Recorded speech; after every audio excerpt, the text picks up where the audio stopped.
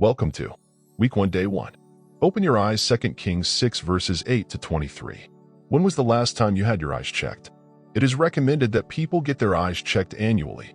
Yet, reportedly, almost 40% of Americans have not had their eyes checked in the past year. For Christians, it is important to have our spiritual eyes checked.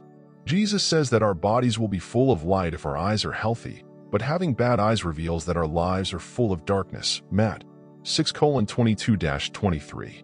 So, how do we get a spiritual eye exam? In 2 Kings 6 verses 8 to 23, the king of Syria is upset with the prophet Elisha and orders his army to take him out. With the Syrian army closing in, Elisha's servant is gripped with fear. Calmly, Elisha prays that God would open his eyes that he may see. 2 Kings 6 verse 17. Here, the request is for God to give the servant eyes of faith that can see beyond the natural to the spiritual. With his eyes opened, the servant sees God's army surrounding the prophet. Confident in God's provision and protection, Elisha and his servant can keep doing the Lord's work, free from fear and reservation. Reflection prayer. Lord, my spiritual eyes are not good. For too long, I have fixed my eyes myself and relied on my own strengths and abilities. God, in your great mercy, would you give me new eyes of faith that can see beyond the natural to the spiritual?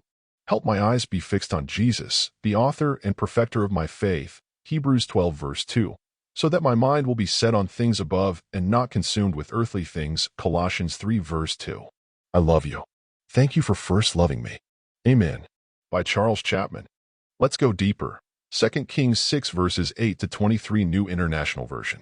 In 2 Kings 6 verses 8 to 23, the passage narrates a series of events involving the prophet Elisha and the conflict between the kings of Aram, Syria, and Israel.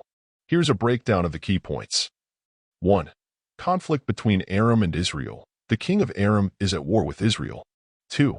Elisha's warnings. Elisha, a prophet of God, warns the king of Israel about the movements of the Aramean army, enabling the king to avoid ambushes and attacks. 3. Aram's king seeks Elisha. The king of Aram learns that Elisha is the one providing intelligence to the king of Israel and sends a large force to capture him. 4. Elisha's protection. Elisha and his servant are surrounded by the Aramean army in the city of Dothan. Elisha prays for his servant's eyes to be opened, revealing a heavenly army of horses and chariots of fire surrounding them. 5. Divine intervention. Elisha prays for the Aramean soldiers to be struck with blindness, leading them to follow him unknowingly to the city of Samaria. 6. Mercy towards enemies. Instead of killing the captured soldiers, Elisha advises the king of Israel to treat them kindly. The king hosts a feast for them before allowing them to return to their master. 7. Result. The Aramean bands stop raiding Israel's territory. The passage highlights themes of divine protection, mercy, and the power of faith in God's intervention during times of conflict. It also portrays Elisha as a powerful prophet who acts as a mediator between God and the people of Israel.